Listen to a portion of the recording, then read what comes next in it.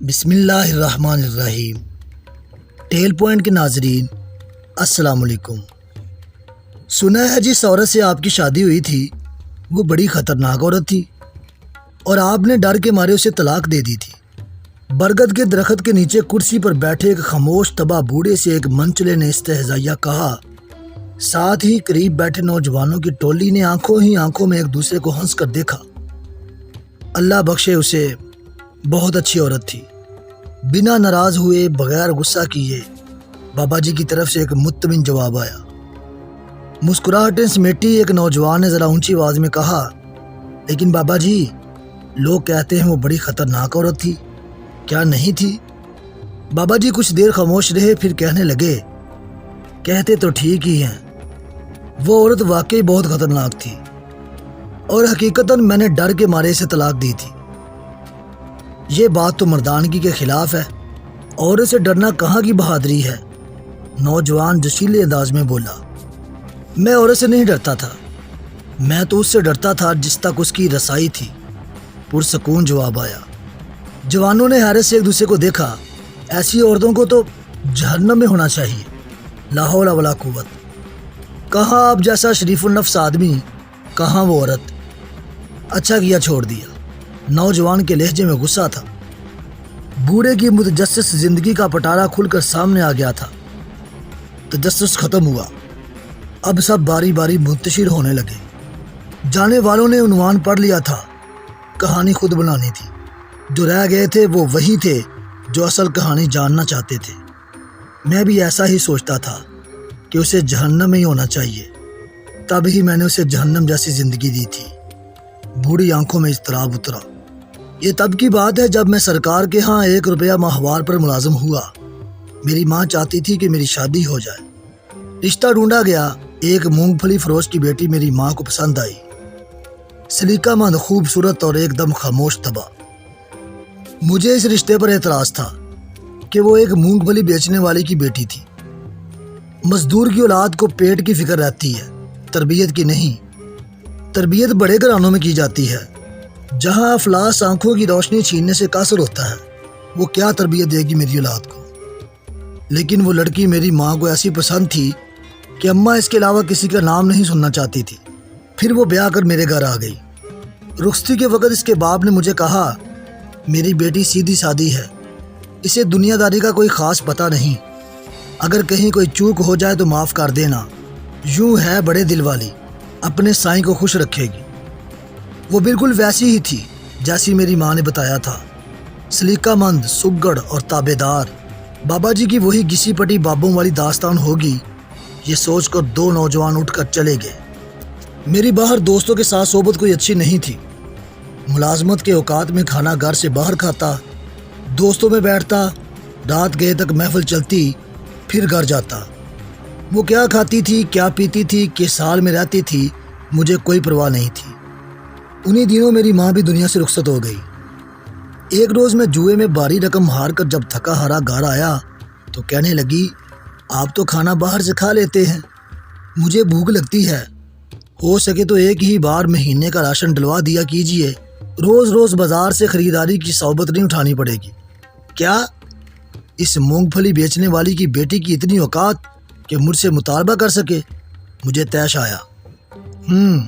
ہو نا تم کسی بہت بڑے باپ کی بیٹی کہ تمہیں پورے مہینے کا راشن اور خرچ چاہیے، اپنی اوقات دیکھی ہے؟ غصے میں آ کر اس پر ہاتھ اٹھایا اور مغلظات بھی بکے۔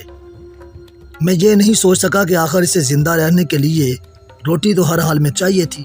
وہ جسمانی اعتبار سے کافی کمزور تھی، مار برداشت نہیں کر سکتی تھی۔ پشیمانی تھی یا کیا، وہ 2 دن تک بستر پر پڑی رہی۔ مجھے اس کی بھی کوئی پرواہ نہیں تھی۔ پھر اس نے گھر میں ہی سینہ پرونا شروع کر دیا۔ ہاتھ کا ہنر اس کے کام آیا، یوں اس کی روٹی کا انتظام ہو گیا، اور میں یہ سوچ کر پہلے سے بھی بے پرواہ ہو گیا۔ ایک روز ایک ہمسائے نے مجھے روک کر کہا، دن میں جب آپ گھر نہیں ہوتے تو آپ کے گھر سے باتوں کی آوازیں آتی ہیں۔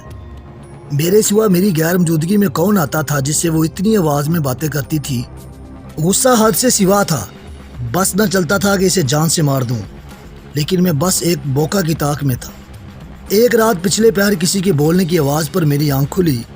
چاندنی رات میں صحن میں پڑی ہر شے بالکل واضح طور پر دکھائی دیتی تھی۔ میں اٹھ کر دروازے تک آیا۔ اب آواز زیادہ واضح تھی۔ وہ کہہ رہی تھی، سائیں صبح ایک روٹی کے لیے آٹا گھر میں موجود ہے، وہ ایک روٹی کھا کر چلا جائے گا، یہ سوچے بغیر کہ میں سارا دن بھوکی رہوں گی۔ میری روٹی جب تک تیرے ذمہ تھی تو عزت سے ملتی تھی، جب تو نے اپنے نائب کے ہاتھ دی تو روٹی کے ساتھ بے عزتی اور اذیت بھی ملنے لگی۔ مجھے اب روٹی تو ہی دے۔ تیرا بنایا نائب تو خائن نکلا۔ وہ میری شکایت کر رہی تھی، لیکن کس سے؟ کون تھا جو اسے روٹی دیتا تھا مجھ سے بھی پہلے؟ میں نے باہر آ کر دیکھا، وہ صحن کے بیچ چارپائی پر ہاتھ میں سوئی دھاگا اور فریم لیے خود سے باتیں کر رہی تھی۔ وہاں کوئی بھی نہ تھا۔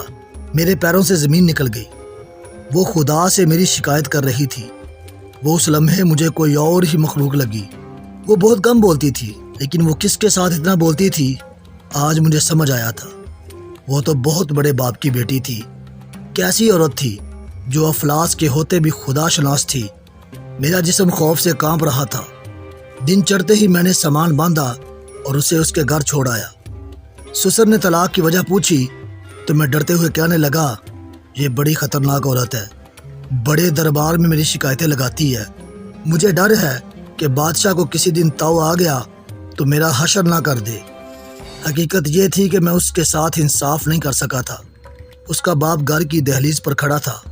میرے پلٹنے پر کہنے لگا، میں نے تمہیں کہا بھی تھا کہ اسے دنیا داری نہیں آتی، وہ تو بس سائیں کو خوش رکھنا جانتی ہے۔